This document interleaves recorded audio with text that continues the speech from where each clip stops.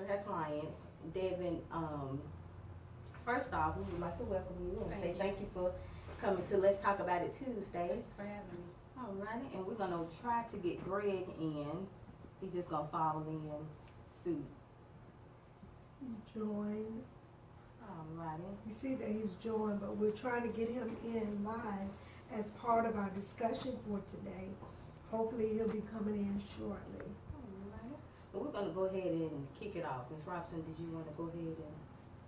Well, I want to say this first before we get into our discussion. I really want to appreciate all of you all that have been joining with us on Tuesdays. It has been such a pleasure to discuss different things with you all and to also invite you in to give us your comments, your likes and concerns or whatever. And once again, I do want to say this in the beginning because I'll probably say it again. We have a way for you all to send in your questions. If you have any questions on topics dealing with hair replacement, hair loss, thinning, any scalp disorders, anything you would like to know that we may be able to help you with, you can send it to P2P information@gmail.com. And once it comes in, we will answer it as quickly as possible and possibly take any topics that we haven't talked about that you may be interested in that you send to us. We will set it up to discuss. And that's what I wanted to say. And then once again, at the end, I will say it again for those that's coming on that might not have heard me. But I think it's time for us to get started. I'm still looking for Mr. Bazemore, but however, we're going to go ahead and get started, okay? All right, Stephanie. All right. Now, like I said, today's topic is the do's and don'ts of natural hair. So my first question is, what do we mean when we say natural hair? Okay. Okay. We're going to ask the expert. Then we're going to talk and discuss it. So, Okay. you know, we're going to have fun with it. And Well, natural hair is hair that is not chemically processed, whether it be a relaxer or color. So, you know, a lot of people say that they have natural hair, but they have color, but really they have relaxer-free hair. okay. So technically, natural hair doesn't have any types of chemical in it. Okay, which, so if you have someone, I'm just using this hypothetically, because somebody out there may be thinking like I'm thinking. Me being a professional, I understand exactly what you're saying. But if someone has what we call natural hair and they have a rinse on it, would that be natural or chemical free, or what would you consider that to be? That is a good question. Because, you know, you got to think about it. I have clients that come in and they'll tell me, Dr. Roberts, I really want to stay away from all chemicals. I get that because here at our clinic, we try our very best to do a lot of holistic work. So some come in already have chemicals in their hair, and we're trying to work them out of that. But what about those people who are wearing rinse and stuff? Well, I guess you can say that's still a chemical, because technically anything that you put on your hair, even if it's a cream out of the store, it's a chemical because it was made, you know, with chemicals. So that's relaxer-free hair, not natural hair. Natural, just natural. Natural is just all no just chemicals. virgin. Okay, I can respect it. Y'all know we living in this day and time where I remember when people didn't just wear their hair natural. It was everybody was trying to get this. Even when I was in school, my mother would not let me get a relaxer. And the first thing I said when I get a little older, I'm gonna get me a relaxer. I wanted what everybody else had.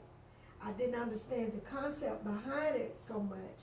I just knew I wanted it. Right. And as a result of that being a hairstylist, over the years, I was getting a relaxer, then I started bleaching it. I just started doing a lot of things. And result of it, I started losing hair too.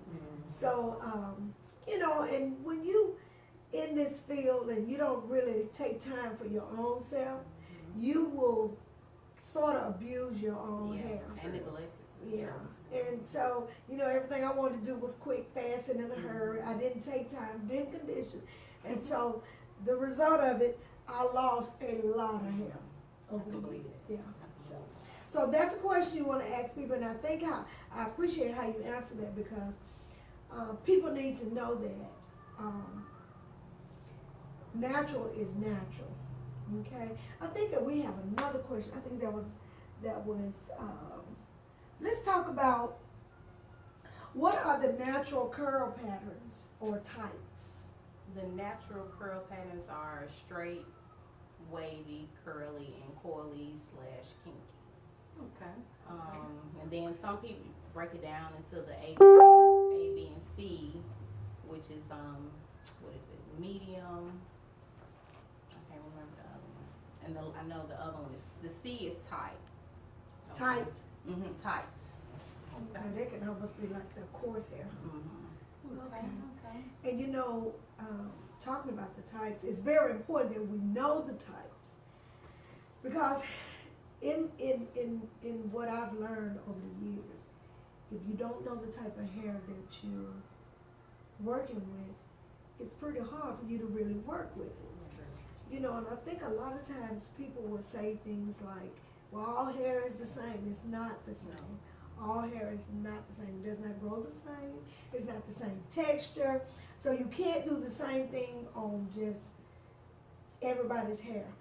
Now, when we were in school, cosmetology school, I think the book gave us more so the shapes of how the hair grows out. Flat, I think round, you know, and it taught, you know, it was telling us how the hair comes out and how it grows. And I often go back and refer back to my book, because a lot of times, if you don't go back into your foundation of how you learned from the beginning, you will get off of it. And people will come in and, you know, you tend to just do whatever. Or her hair is coarse. I use this type of treatment on her. I'll do this. But you know, every head is totally different. And it's very important as professionals, we learn the type of hair. I'm looking at Mr. Bazemore somehow didn't get in. And I think he's writing Zizzy is a type of hair. But you know, are you familiar with that term? Never heard of it. Okay. I think we were talking about it earlier among each other, and we were talking about the different textures, and I really wanted him to be in. And he brought that up about that type.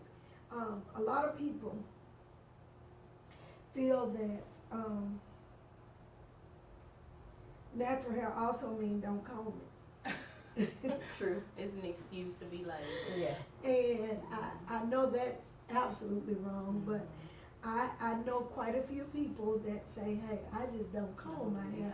I just get up and I just go, and they like that. But you know, everything needs care, especially our hair. And so, you know, we grew up combing our hair. Oh, yeah. And then my mother would always say, comb your hair every day, you know. And a lot of times I skip a couple of days, but you pay for it at the end of the week when she got to comb it. And so, but it does not mean carefree to the fact that you do nothing to it. Right. You just don't comb it, don't shampoo. It does not, that's not what it means. I think now that our society is getting on board with natural hair, I think we still need to be educated a little bit more on how to treat it. There was something else I wanted to add. Oh, Stephanie, that was a question you asked about the pressing, wasn't it? Yes. When you pressing your natural hair clients, Stephanie, how do you determine your heat setting? It depends on the texture.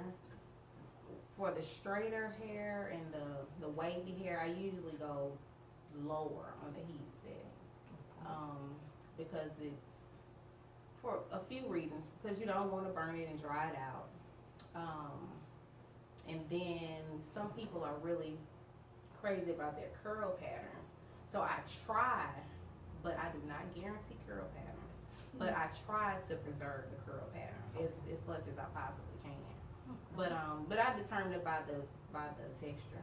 Okay. Now, when you're shampooing, is that key to a great press? Oh yeah, it's like number one. Okay. But I took a class from you, and you did stress that clarifying the hair is key, because you know once you're pressing it and blowing it dry, is you really heating the dirt that you haven't Basically. the build up on the hair, and it's smoking. You think you're getting down, but Right. you're actually cooking the dirt on your person's Right. hair. Yeah. And it's bad on your lungs. Exactly. I've gotten bronchitis like that It is before. bad Wow. on your lungs. Yeah. And you know, I think being a professional, we really need to take our profession quite seriously. To the fact that not only do we want to do a great job on your hair, we really want to do a great job on our health. And you know, being in a hurry, somebody come in and says, "Hey, I need to get my hair done. I've shampooed it already." You know, and you go, "Okay, all right." And the first sign or the first smell That smoke. is a sign that hair is not clean. Now, early in my years when I first started in cosmetology, I was so glad to do hair. I went to Southeastern School of Cosmetology, and I was so glad to get out on the clinical floor, until it's like everything I learned in the classroom had went out my head. I, shampooed, I thought was real good, only to find out I didn't do such a great job.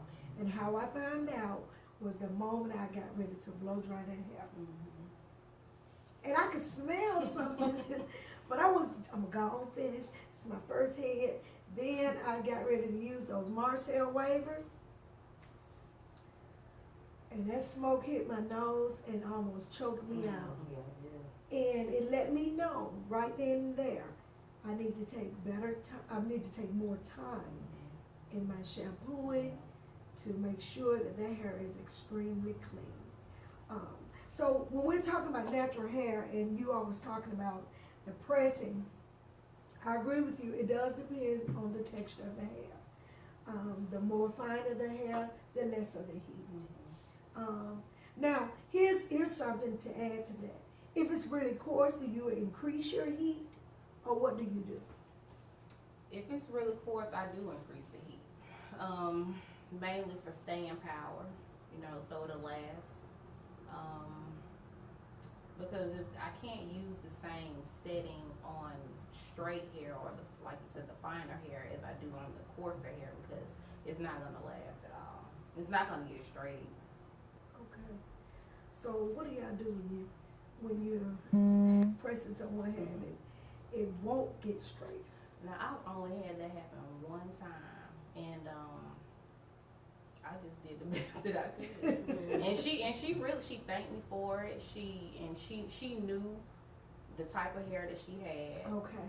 And it wasn't an issue, but that was a rare case. But I have had that happen once. Now I've done hair in my years to find out that certain medications that people are taking won't allow their hair to even straighten. I mean, it'll straighten some, but it won't get straight. And it was very difficult, very difficult. It's very important, the initial start of any service that you're giving, you need to do a consultation. Find out exactly what's going on with their client, find out what type of medication she's on. You need to have, so you can have a better understanding on exactly what you need to do. I think that when people are finding out about natural hair and how so much is on the market, shampoos, this, that, and the other. But when I was looking for a type of shampoo for my clients, I'm always careful to pick it up and read to find out what's in it. Because just because it smells really good, it's in a beautiful bottle, and it's popular, does not mean nothing, okay? So, when you're dealing with natural hair, you do need to use proper shampoos for them. What's a good one that you would suggest for your people I really like hemps. I'm not sure exactly where they sell it as far as like in the stores, but I get it from a professional beauty supply store. there? Okay, That's like my number one go-to is the hemps. okay. And I like it because it moisturizes, it detangles well. And it says that it's all natural, paraben-free, sulfate-free. Okay. And I also like this Design Essentials as well. Yeah, But that's a it's- good company. Okay. Yeah, okay. Now, do you, when your clients come in, either one of y'all can answer this, but, and they're natural hair, do you suggest something for them to use as maintenance at home or anything like that?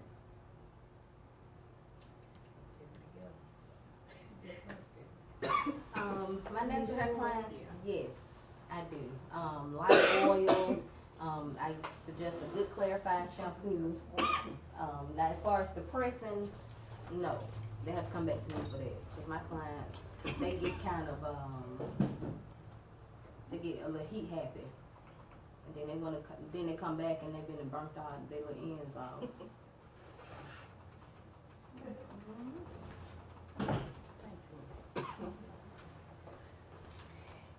Excuse So me. that's where I think like I said, they go home and if they don't follow the regimen that I've given them, then that's where the over processing comes in. Okay, now that's key right there.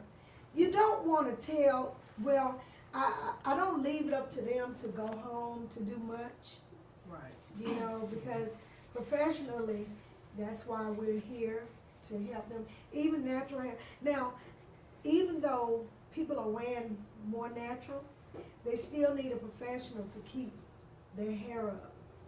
You know, you need a professional to keep your hair, because, yes, yeah.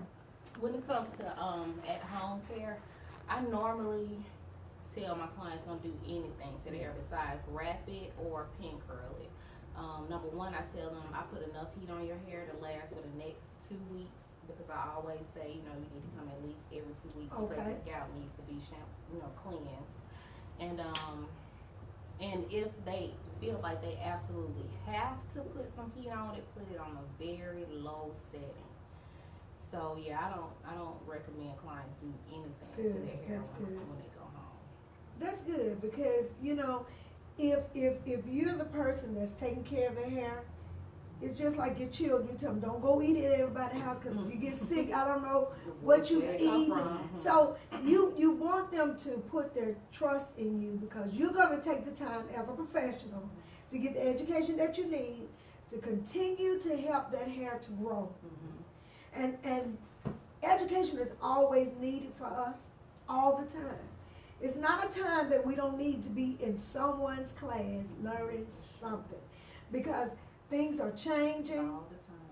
People are experiencing things that we didn't have to deal with a couple of years ago, but we're dealing with it now. So you cannot use what you knew yesterday to handle today. Every day is something new. And I think we were reading about some shampoo or something one day. I was studying this shampoo, and I realized that the more I study, the better I become. And the more my clients trust me, because they know, and if I don't have an answer right then, I don't try to make anything up. I will let them know, allow me time to study whatever's going on. Because if they go home and do something else to their hair and I don't know what they've done, it's very hard for me to try to fix a problem, you know. But if I'm caring for you and I'm keeping adequate records of what I'm doing, it makes what we're doing a whole lot better, a beautiful flow. I think we have another question, am I right? Yes, I just wanted to ask about over processing.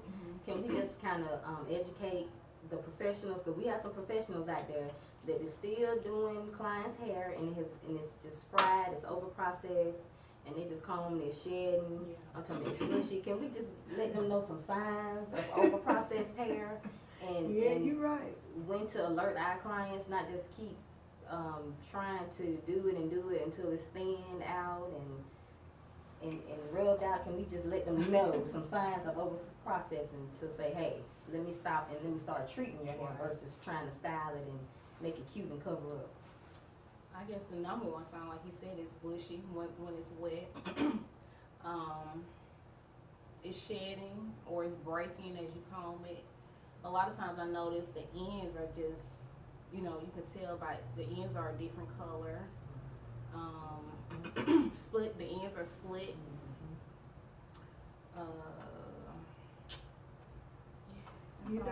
I was looking at someone, I was reading something that Dr. Cox says. She says the proper conditioning system is for the professionals to decide. The customer doesn't always know what conditioner is best depending on the hair needs. Well, you're absolutely right, because the professional is supposed to know. We're supposed to know. And a lot of times you do have clients, I'm glad you brought that up, Dr. Cox. A lot of times your clients will come in with a solution. Well, I know my hair and this is what I've been using, and Suzanne, I know this works for me. And then you have to tell them, but you came to a professional, let me help you. Because a lot of times it's obvious what they've been doing is not working, okay? So, but you know what, it's a nice way to say it. You don't have to be rude. You just professionally learn how to tell your client, you're here for me to help you. Just allow me to do that, But now this is something else. Since she brought that up, that was real good. I don't allow my clients to bring products in for me to use. Once we do the initial consultation, and we find out what's going on with their hair, what their need is, it's my job as a professional to have the things that they need to fix the problem. What about when they come in with something from the dermatologist? Do you use that? Yes, okay. Yes, I do. And being a hair loss practitioner, I also will talk with their dermatologist. Okay. Now, that part I love, because from one doctor to the other, or para-doctor to another doctor, I'm able to talk with her and find out exactly, what's really going on. And I can also discuss possibly some things that I'm doing. And we find out we work together, okay? So, yes. Now that's a given. I will use their stuff now. But if you bought it from the drugstore, Walmart, TJ Maxx, I like TJ Maxx though. But you have to let them know, I have the things here that you need. So you want to be careful about that, because I don't know if the lady had to come a long time.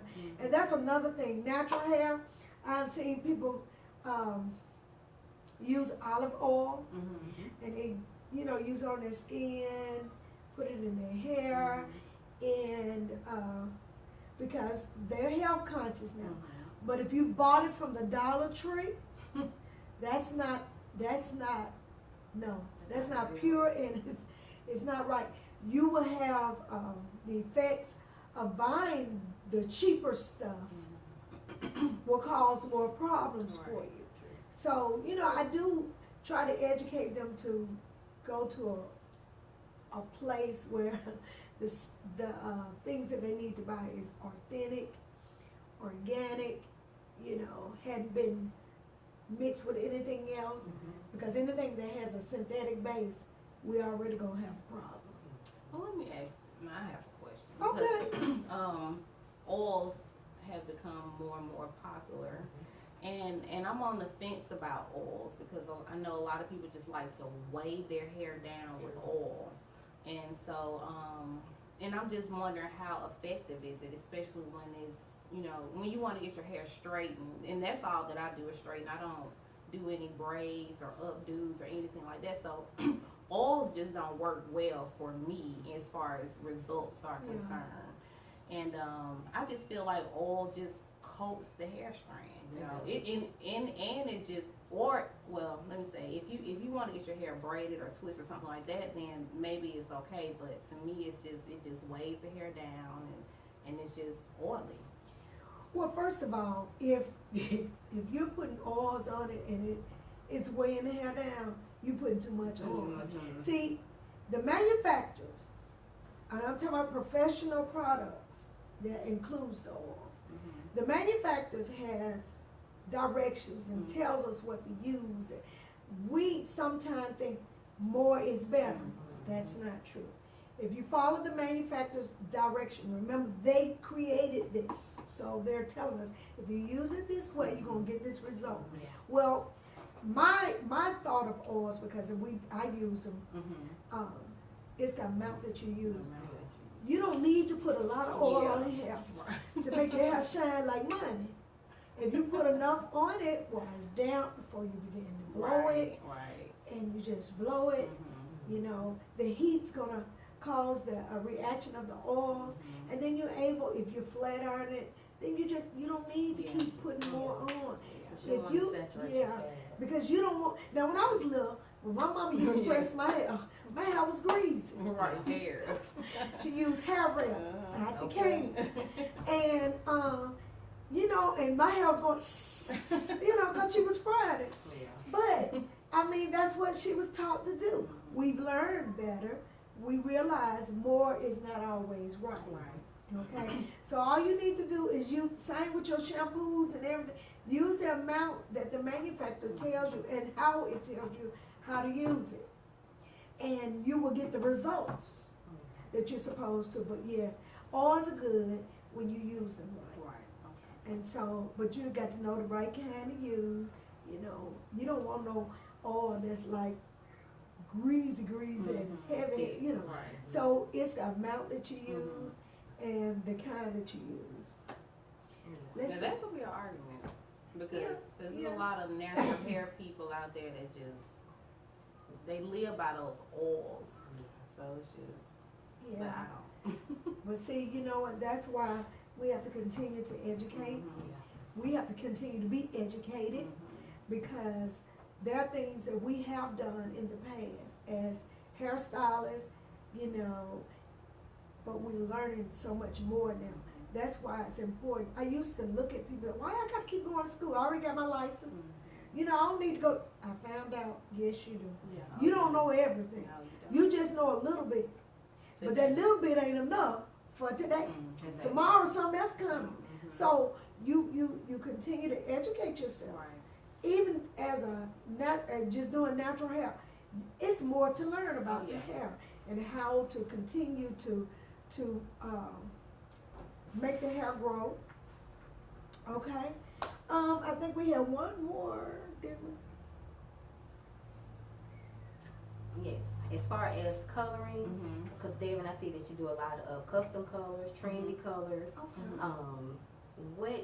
How, as far as the professional, how do you take care of when you color your natural hair clients? Because I know you, like you said, you don't let them, you tell them, hey, come back to me, I take care of your hair. So what can you kind of just give the professionals some how-tos and some precautions on coloring natural hair and crossing that bar into over processing? Going back to what Suzette said, number one, you follow the manufacturer's instructions. Timing, do not let color sit on too long. Sitting under the dryer when processing. Sometimes it may be necessary to give you a little boost, but you don't want to process them the whole time under the dryer. And then afterwards, just maintenance as far as conditioning and shampooing and moisturizing. Because I know you said that you don't oils, that's just not your forte. But what do you do? Because the hair is so shiny. I get one tip that I do is I shampoo the hair one time before I apply the color. Okay. So I do, and that removes a lot of the buildup or any type of product that's on the hair, so it allows the color to penetrate the cuticle more. And I think that has a lot to do with it. Okay. And then the health of the hair, anytime somebody comes in for color, they always have to do a consultation prior, which, if they can't even schedule an appointment for color without doing a consultation. So I have to make sure your hair is healthy enough and try to make sure. Absolutely. And I'm glad you said that, because if the hair is not if the hair is not healthy enough to get color at that time, you being the professional, you should be able to tell them, right now is not a good time for the color, and explain to them why. Now, if they go home and do it, or let somebody else do it. that's on them. But you as a professional, we know better. So because we know better, we need to do better. And which means that if I'm looking at your hair and you come to me and you're saying, Dr. Robinson, I want to get my hair colored, and your hair already shedding like really bad. No, ma'am. Well, I will first say, first we need to stop this shedding, because before I can do anything else, we need to stop this hair from coming out. If they're persistent and say, well, no, it's going to stop by itself or whatever, because, people got all kind of reasons why they want to get stuff. So, but if that's the case, I won't be the one to do it. Right. And then, too, that's another thing as a professional. You got to know when and when not. And just because you had made no money that day, don't make no money and she lose her hair. Because if her hair come on out, she ain't going to say she did it. It's going to be on you. And you being a professional, rightfully so, it should be on you. So we have to weigh in on that, to use godly wisdom, understanding, be honest when we're talking to our clients. And y'all know I'm getting ready to go. But I seen one thing on here that made me laugh. Someone wrote, I think it was Donnie Robinson. He said, Donnie had a friend. He said, my hair, he had a blowout one time. And see, this is another thing. And the guy put it on Donnie's hair. I guess he was going to blow Donnie's hair. So he put it on Donnie's head. Donnie was saying, but Donnie had scratched his scalp, first of all. And that's another thing, when you have a client, and if they've been scratching this, don't go ahead and put no chemicals on them. Y'all have to don't do it. But he let somebody do it, and Lord have mercy, he had so many sores in his head. And, so we have to be careful, because we're the professional. We got a lot of things we have to look at first before we initially say we're going to do it or not. But when it comes to natural hair, I like what was said in the beginning. Natural hair is hair that has absolutely no chemicals in it, okay? And can people's hair get damaged with rinse? Yes. Okay. A lot of people don't think they can. But yes, you can overdo anything and cause problems. So that's why it's important that you have a professional. Well, I'm doing my clothes. It has been so much fun having you here. Thank you. I've enjoyed you. I enjoyed it. Hope this is not the last time. It won't be. And before we leave, Devin, can you give them your information on how to reach you? I can be reached on Facebook, Devin Woods, DevanWoods, and Instagram, Devin_Woods. Or you can email me at devinwoods@icloud.com. Okay. And we'll have that information on our credits at the end. Yes. So if you have any natural hair questions, you can direct them to Devin, and she'll get them taken care of for you. Absolutely. Once again, it has been such a pleasure for us to be here. Tawana couldn't be with us this week, but certainly she should be back with us next week. And Greg did not get a chance to chime in today. And we missed them, but I noticed Tawana's online, and Greg, so hello guys. And thanks for your input, everybody. Once again, if you have any questions, concerns, anything that you would like for us to discuss, you can send it to us by email, and it is p2pinformation@gmail.com. And like Stephanie said, at the end, our credits will roll, and you will see how to get in touch with us. We thank you so much. Looking forward to talking to you once again as we talk. Let's talk about it Tuesday. And until that time comes again, we're going to sign off. Thank you.